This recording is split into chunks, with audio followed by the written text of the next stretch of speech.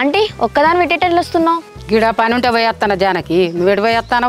ఎట్లేదా aunty, ఇంట్లో ఉంటే bore కొడుతుందని అట్లా మా ఫ్రెండ్ వాళ్ళ ఇంటికి వెళ్తున్నా. అవునా జానకి, నిన్ను కొన్ని అడగాలనుకుంటాను, అడగాల మరి? నన్ను అడగాల? సరే ఆంటీ అడగండి ఏంటో. రోజు పొద్దుగాల నువ్వు ఎన్ని గంటలకు లేస్తావు?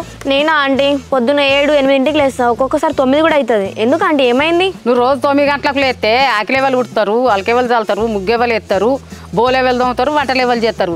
మా ఇంట్లో ఎవరు ఉంటారు ఆంటీ? నేను మా నాన్నే కదా, నిమ్మలంగా చేసుకుంటాం పనులన్నీ. ఇప్పుడు అంటే అవగారిల్లు కాబట్టి నడుస్తుంది.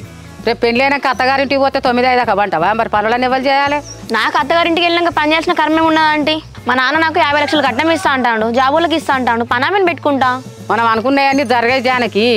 ఇంతకు నీకు వంటలన్నీ వచ్చా? ఏదో నాకు వచ్చినట్టు చేసుకుంటా